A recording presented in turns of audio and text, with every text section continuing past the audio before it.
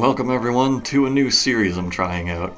This is Trooth's Manga Cafe. I'm Trooth. I own and operate a non-existent manga cafe, and I want to recommend some books for you to read when you're spending time there.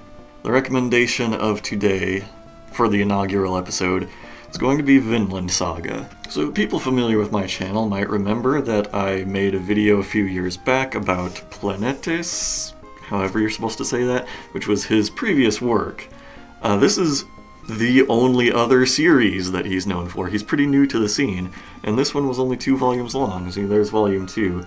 And anyway, I had said in that past video that this was possibly my all-time favorite manga series until I had gotten a little more experienced, read a little more. But I mean, it still obviously is something that ranks very high for me. Now, as far as I know, this was his first published series over here, and it's so uncommon for an artist to just come out the gate as strong as Yukimura has done. I would easily call this one a masterpiece. And Vinland Saga, well, I went into it with very high hopes, and it's turning out to be every bit as good in my mind. In fact, this one might be turning out even better because obviously now he's a more experienced artist. The illustrations are amazing, as they were in his first work, and basically it just continues to impress and impress. Now, I haven't done a whole lot of talking about manga on my channel. I've definitely made some anime videos, and so if I still have some anime fans watching out there, maybe that's what you subscribed for. You might know that Vinland Saga has an anime. It came out on Amazon Prime in the US, and it was very high quality. The same studio that did the first few seasons of Attack on Titan worked on it, and it was just amazing animation quality, very true to the source material.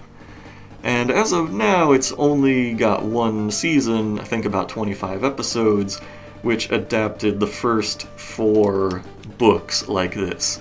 Now, these are kind of 2-in-1 books, which I believe have 2 volumes-ish of the usual paperback format in each one. So that would be like 8 volumes normally. Now, as I am making this video in 2021, there's been no talk of a second season for that anime, but you know, sometimes these things take multiple years, and I really hope we're going to see more, because the next arc is going to be a very interesting one. So you'll probably want to know the basic premise. I mean, you might be able to tell from the title and the cover illustration that this takes place in Viking times. It's a Viking story, obviously. To tell you about the plot of it, I will kind of have to spoil the first chapter, I guess. Now, I might be spoiling the first chapter of the manga, but this would be several episodes ahead of the first anime episode. See, the manga does a kind of prologue in the beginning, which takes place in the present day of the characters, and then after that kind of extra long introductory chapter, it goes into flashback times and tells you how the story got up to that point. The anime skips that prologue and just goes straight to the character's very beginning, and it isn't until like 6 or 7, even 8 episodes that the anime catches up to where this one begins at chapter 1. So you'll find out in chapter 1, this right here is our main character for most of the series. His name is Thorfin, son of Thors, and Thorfin is kind of a Viking, I guess, kind of a mercenary. He basically travels around with a group of Vikings who are responsible for killing his father. These Vikings are led by a guy named Askeladd, who is the one who, you know, is directly responsible for killing Thorfinn's father.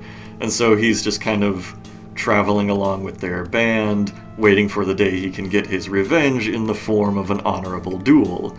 And in fact, in that prologue chapter, he does have one such duel with Askeladd and gets handily defeated. You know, Thorfin has an amount of pride to him that he doesn't just want to underhandedly murder Askeladd. and he wants to get revenge for his father's death in the form of an honorable duel, so that he can basically walk away from the conflict as the bigger man. The beginning of this one is kind of similar to what Berserk does, how it starts out with the character on his quest for revenge, and then it flashes back to that character's childhood and how he came to this point. The main difference is it takes Berserk about 13 or 14 volumes to get to that character's present day, whereas in Vinland Saga, that prologue is over, by about the end of Volume 1, I think? Well, Book 1. In America, that's Volume 1, at least. So, it took Berserk 13 or 14 standard paperback volumes to get out of the prologue, to get out of the flashback leading to the character's present day. If Berserk were formatted like this, it would have taken about 7 volumes. Or if Vinland Saga were formatted like the Berserk paperbacks, then it would have taken Vinland Saga 2 volumes to get to the present day. It's very confusing stuff with all the formatting. I don't want to get too hung up on the format issues, but I'll probably talk a little bit more later in this video, and even in my other videos, assuming this becomes a series, about all the different formats you can buy manga in. Now, don't be surprised if this is not the last comparison I draw between this series and Berserk. There have been a lot of times I've seen Vinland Saga referred to as the anti-Berserk, and I think it's a pretty fitting title, because it has a lot of similar themes to Berserk, but just kind of delivers them in a much more efficient, less time-wasty way. Now, I say this as somebody who has read every currently existing chapter of Berserk. Don't go thinking I am just a blind hater of this other series. I like Berserk, but it definitely has its issues. But that's a discussion for another day. I'll probably do a whole episode about Berserk and all of its ups and downs. But it's kind of a similar story structure, how it introduces you to this character who is at the end of his rope and wants nothing in life but revenge on this character who did something horrible to him in his past. And it just explores a lot of similar elements, like it has a lot of strong violence, and I'd say it explores a lot of similar themes to Berserk. I mean, it has an edgy main character, and it's very violent, and he'll kill anybody who gets in his way, but like at every turn, every time you see a similarity between Vinland Saga and Berserk, assuming you read Berserk first, you'll be like, oh man, Vinland Saga is kind of doing the same thing, but man, it's a lot more satisfying because it's done so succinctly. Did I say that right? Succinctly? That's a word that I see in print a lot, but I don't speak it out loud very much. I hope I got that right. Now, speaking of Berserk comparisons, one thing we should talk about is the length of the series. You see, Yukimura's first work was only these 2 deluxe volumes. This was the entire series right here. You'll notice I have 2 books of Vinland Saga right here. It's a lot longer than this. Currently in the US, there are maybe like 13 or 14 of these. I don't know if all of those have actually come out yet, or if that was me kind of looking to the future and knowing like, okay, there are going to be at least this many by the end of the year. So that makes it, let me see, about 27 or 28 of the traditional paperback volumes, the tankobons, basically these, like the small paperbacks that you see for most manga. Now, Berserk currently has, I don't know, 30-something of those small paperbacks, so Vinland Saga is catching up to Berserk in its length, but apparently, according to the artist, it is currently in its final arc. I'm not fully caught up on it, full disclosure, so I don't know how well things might be drawing to a close yet, but, you know, I wanted to talk, at least for now, just about the first arc or 2. The first arc equaling to about 4 of these books, and the second arc ending after about 7 of them. 7 total, not 7 additional ones after the 4. You know what I mean. Now, at the risk of sounding like I'm spouting a bunch of pretentious nonsense, I want to say, when I try to recommend Vinland Saga to people, it almost feels like an injustice to talk about the things that actually happen in the series, because what I really like about it isn't just the sequence of events happening, it's this kind of thematic richness of the series. That's a phrase that I try to use a lot when I'm trying to, sell people on Vinland Saga, when I'm trying to offer it to the patrons of the Manga Cafe. I try to say it's thematically rich. Because there are plenty of series where I can describe a lot of events that happened, and they sound kind of intriguing. Like, Full Metal Alchemist is about two brothers who tried to bring their dead mom back to life with horrible, terrifying ramifications, and now they're kind of looking for magical secrets in this world with, a really cool magic system. Or how about Chainsaw Man, how it's about a down-on-his-luck kind of bum who merges with a chainsaw devil, and now he has to go around fighting other devils with his newfound chainsaw powers. It's insane. Horribly violent. Just, you will not believe what happens next. If I had to talk about events that happened in Vinland Saga, I'm always going to feel like I'm just kind of selling it short. I mean, it's about Vikings, it's about a guy who is on a quest for revenge, it's about the Danes at war in England, takes place about 1,000 years ago.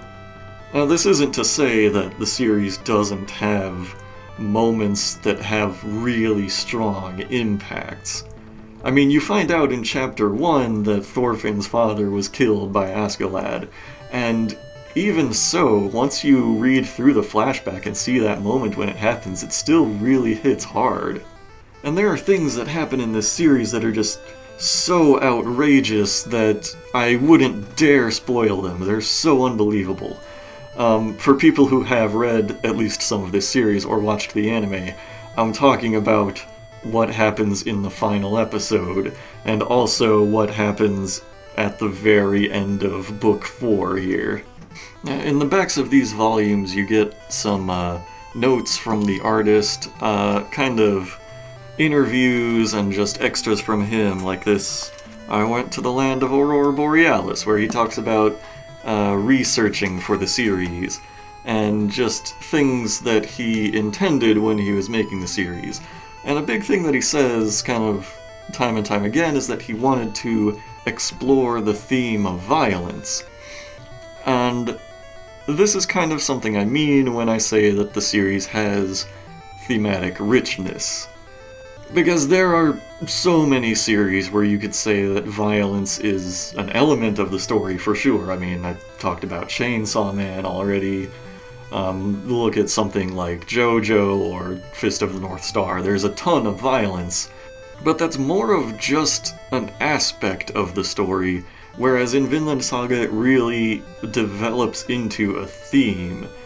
He says that he just set the series in Viking times because he thought that would be the best backdrop to explore the theme of violence.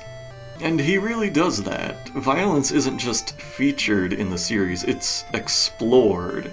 You see so many different angles of every conflict, of just how the violence affects people differently, and the various kinds of impacts that it has on all kinds of people, families, and the people partaking in it. And some of the best chapters are some of these sort of one-offs, where it'll introduce you to a character you've never seen before, and you'll never see that character again beyond that one episode, but you see kind of how the events of the main story affect that person's life, and just the horrible consequences of other people's actions that are just affecting people that they're not even aware of.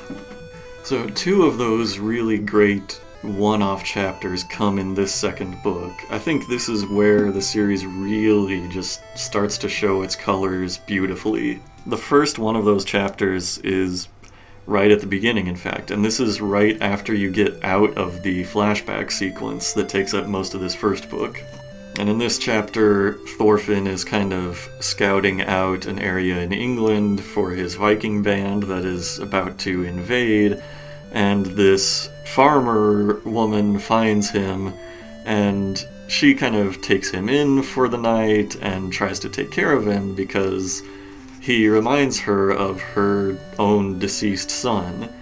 And now the two of them don't even speak the same language, but he does his best to tell her family to run away, and she just grows immediately so attached to him that they don't run away, and in fact she goes out looking for him after he disappears, and you just see one of my favorite illustrations in the whole series of Thorfin fighting on the beach, and there's just this exchange of absolute horror between both this woman who took him in and Thorfin himself when he sees that she didn't run away. And just because these two people didn't speak the same language, it kind of led to this inevitable event of horror for both of them. And the second such chapter comes at the very end of the book. It centers around a village girl named Anne, and if you have read to the point that I'm talking about, or if you've watched the anime, you would know that this is one of the most devastating chapters, and it doesn't even feature one of the main characters. It kind of opens up on this girl having a sort of crisis of conscience over a ring that she stole, and she's constantly debating whether to return it, or get rid of it, or confess what she's done. The characters, again, who are pretty much only present in this one chapter, talk a lot about Christianity, because she comes from a Christian family, which was not that common of a thing in this age, but I mean, obviously there was a considerable Christian population in England in the 1000s. And not to give too much away, but her village is the imminent target of this band of Vikings led by Askeladd, where Thorfin is present, very much like the chapter from the beginning of this book. And it ends with this just kind of bleak reckoning of this girl alone and just like trying to rationalize the existence of such evil people in the world, and how this seems to go in the face of God directly. But while Yukimura himself might say that violence is the main theme of the series, I would argue that there's another one stated by Askeladd himself early on. There's a part, so we're 121 pages into the series at this point, and Askeladd says, "A man, slave to gold, holds a whip, and beats the slave he bought with that gold as if to claim he is the master. He just doesn't see it for himself. Every living human being is a slave to something." And this really is one of the biggest recurring themes throughout the series. If you're going to read Vinland Saga, I want you to keep that idea in mind as you're doing it. And think about things like, what are each of these characters slaves to? I mean, there are certainly points, plenty of times throughout the series, where we see characters who are literally slaves to a master, to a single person. You can very easily point to Thorfin and say that he's a slave to his own idea of revenge. That's not really that big of a stretch to say. That's kind of the low-hanging fruit in terms of picking out the theme. In fact, the very next page after Askeladd lays this theme on us is a scene with Thorfin. But it's something to keep in mind throughout the series as you're reading it, and particularly think about the character who laid this theme on you. Think about Askeladd, and what is he a slave to? Now, to talk about another sort of theme, or I guess to kind of go into genre a bit, there is some question as to whether you might call this a fantasy series. For the most part, I would be inclined to say that it's not really. I mean, for the most part, it's a historical fiction. If I can draw a comparison to Berserk for the 100th time in this video, it doesn't have, monsters and demons that the characters encounter. It doesn't really have supernatural events.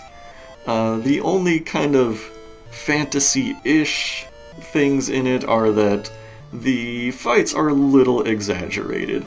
I mean, you'll see somebody swing an axe and cut 5 people in half with a single swing, which really, in real life, no human being can actually do that. I mean, really. You also see people, swing their weapon and cut a whole tree in half, big, thick, at least a foot in diameter kind of tree that they just effortlessly chop down with that one swing. Some people will definitely say that that kind of thing takes them out of the story. I'm personally not really bothered by it, because, I recognize that it's just kind of an exaggeration of a thing that could really happen. When I see one guy cut 5 other guys in half with an axe, I don't go, that could never happen. See it as this indictment of the series. I just kind of go with it. I'm just the point is not that a guy cut 5 other guys in half. The point is just, this is a horrible, violent moment. When you see a guy cut a tree right in half with one swing, the point is not to make you go, yes, this could really happen, and a guy could totally do this. The point is just to have you feel like the character is intimidating, and that's just an exaggerated way to illustrate that. It doesn't really matter if it can't happen in real life. Now, I'm often pretty hesitant on whether I should recommend a series to somebody if it's a little too long running. Once it starts to get into the hundreds of chapters, it's a little hard to sell somebody on that kind of commitment. So if you're not sure how much you want to get into Vinland Saga, I would say at least give it the first 4 books, because that's one really well-contained story arc. There's a really good stopping point after exactly 4 of these books.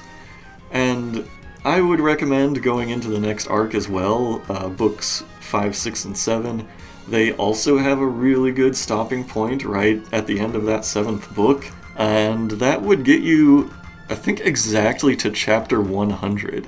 That's about where I am in the series, but I'm probably going to be reading a lot more of it pretty soon, especially if it's ending before long. Now, I would like to talk somewhat about the artwork. Now, given that I am such a fan of this artist and his abilities, odds are, as I've edited this video, I have probably put a lot of his really great artwork from Vinland Saga into the background here, but I've already pointed out one specific instance earlier. Another one I wanted to point out is an event that occurs in Volume 1, where you see this really amazing illustration of the Northern Lights. Was that the receipt that just fell out of there? Well, what do you know, I still had the receipt in here. I don't know why, there's no way I'm going to be returning this. Anyway, where was I? There's this really fascinating illustration of the Northern Lights, and I don't expect you to be able to see it in great detail in this video. I'm not going to try to hold it up to the camera because that's just, another low-quality look at it, but bigger. I'll try to find a scan of this image and put it in the background here, if such a thing exists. But, I'm always a proponent of physical media. Usually scans on the internet, even if they're quality scans, just never quite look as good as they are on the printed page. But I think it's such an accomplishment that somebody could make a really striking illustration of the Northern Lights with no color in it at all. And this isn't even a page that started out painted in full color and just got converted to black and white to be printed here. There are color pages in this book now and then. If there were color pages to see, they would be there.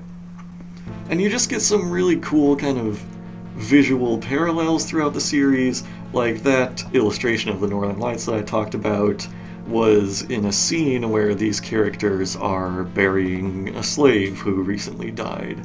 And there's another scene in the second arc, after book 4, that is another slave burial scene. and it kind of evokes a lot of the same emotions that you got from that first arc. And it gives the story this kind of wholeness, you know, that makes you think, man, this is all just wrapped up so neatly. It's got such a neat little ribbon on it.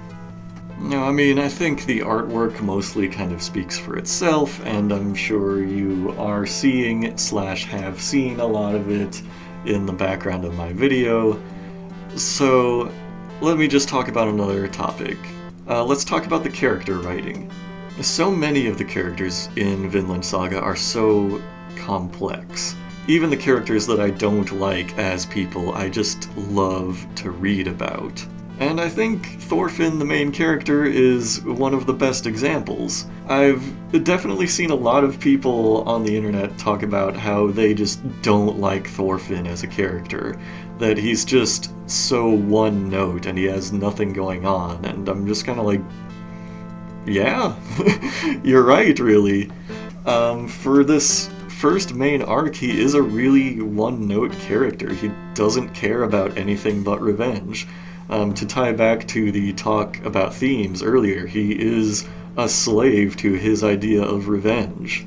And I love that because playing it so one-note like that is kind of antithetical to a lot of the great vengeance-seeking badass heroes of manga of the past.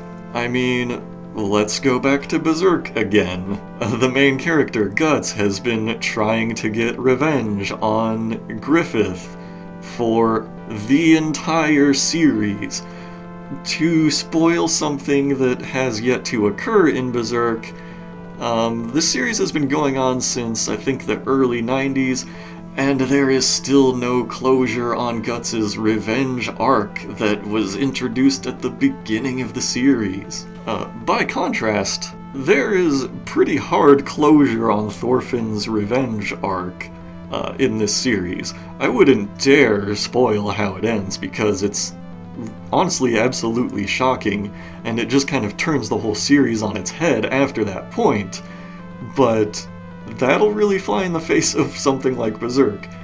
But I mean, to look at another character who is very revenge-driven, I mean, you look at somebody like Kenshiro in the first arc of Fist of the North Star.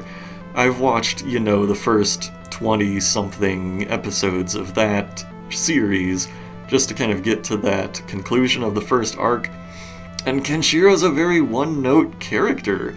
He doesn't really have a personality beyond, I'm on my way to get revenge for the guy who tried to kill me, and I'm just gonna casually kill any people I encounter along the way who are getting in the way of justice and preying on the innocent, and these guys are just nothing compared to my actual revenge quest. That's about Kenshiro's whole personality. Maybe that changes as the series goes on. Like I said, I haven't watched the whole thing, but in that first arc, he is a very one-note character. And I mean, you could also point to Jotaro in Part 3 of JoJo's Bizarre Adventure. I mean, I might be the biggest JoJo fan in the world, but I have to admit, Jotaro does not have a lot of personality, especially in Part 3. The only thing he really cares about is going to Egypt to kill the guy who is threatening his mom. His only other personality traits are basically just, he doesn't talk much, and he keeps cool under pressure. Isn't that badass? But that's kind of why I say that Thorfin flies in the face of characters like that, because I feel like if he were handled in a different story, we would be intended to think that he's this edgy, tortured badass, when really he's just kind of a pathetic idiot the whole time. And I don't feel like you're supposed to see him as much more than that. I mean, obviously, you would probably sympathize with his torment over his parent being killed, but he's just generally not a very good person or a very interesting person. But it's just interesting to see how a single-minded character like that functions, or rather doesn't function, in a realistic setting. And again, I don't want to spoil too much, but Thorfin's revenge arc does eventually come to an end, and he is just messed up after that arc is over. He's just a mess of a person and really doesn't know how to carry on with his life. It's because he's become just so dysfunctional over time with his single-mindedness. And I have not even talked about my favorite character, who is Thor Kell. I'm sure this is going to get really confusing. There's Thorfin, Thors, and Thor Kell. Every other character in this series has Thor in their name somewhere. But yeah, Thor Kell is just this giant man who only wants to go wherever there's the most violence. If we're going to talk about the theme of violence being explored in this series, then, well, Thor Kell is just right at home in a violent setting. When I talk about a character swinging an axe and cutting 5 guys in half, or chopping trees right in half, most of those events are Thor Kell's doing. This guy just takes so much pleasure in these, pure acts of carnage and warfare, and that's basically what he is a slave to, is warfare. And I don't know how else to put it, just that he is really fun to read.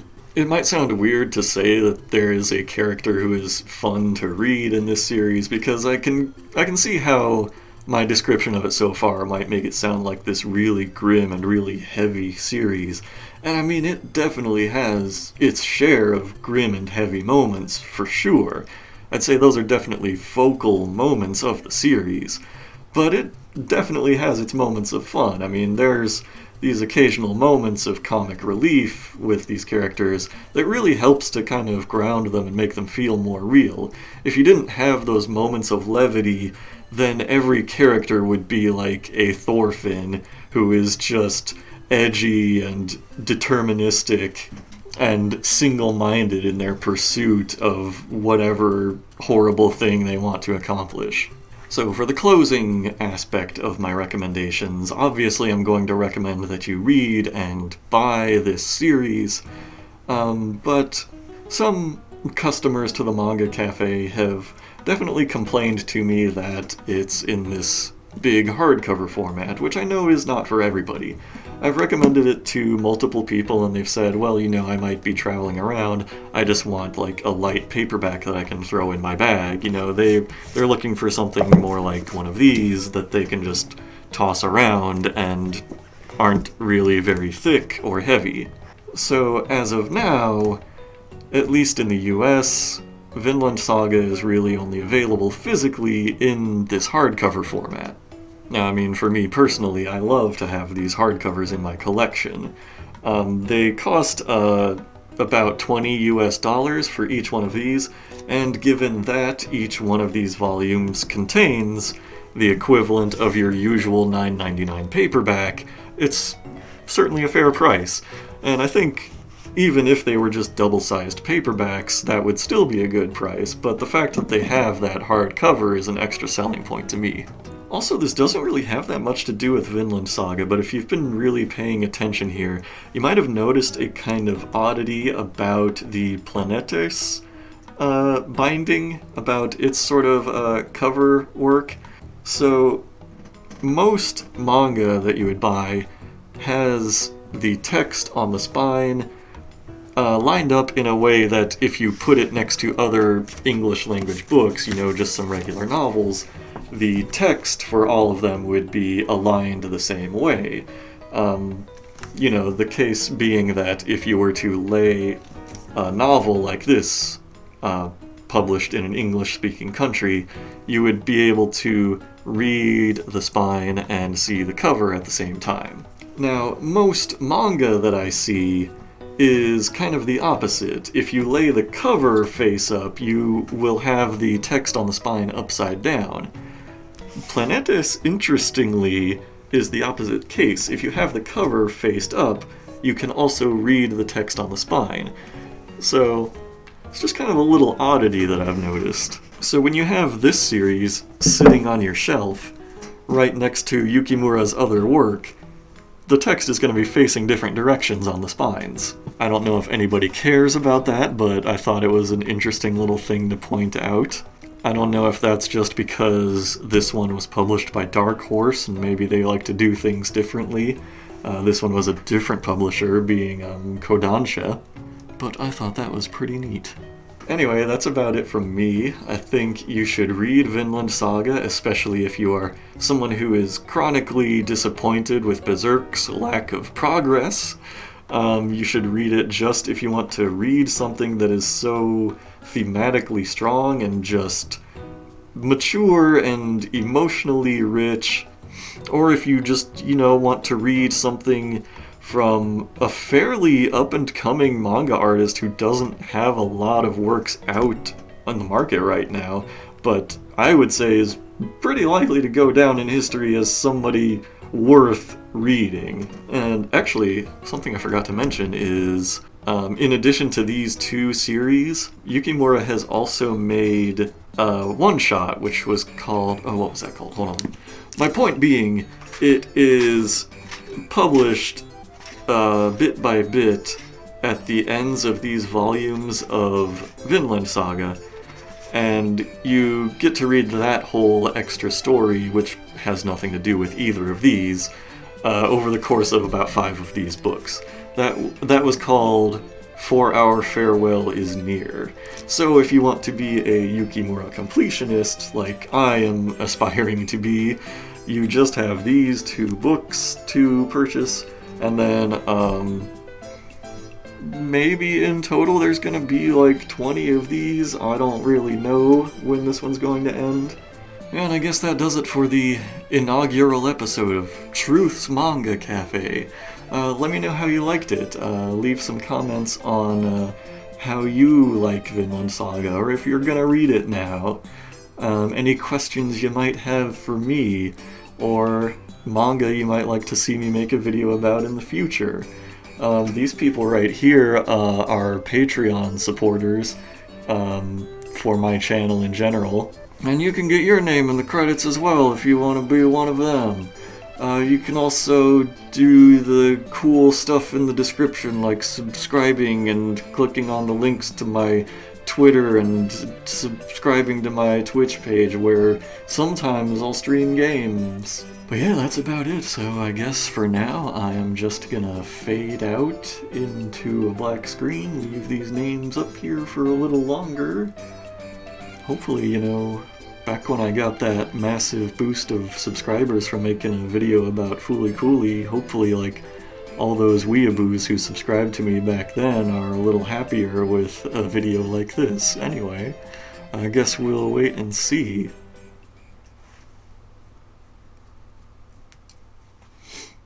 Here's hoping for the best.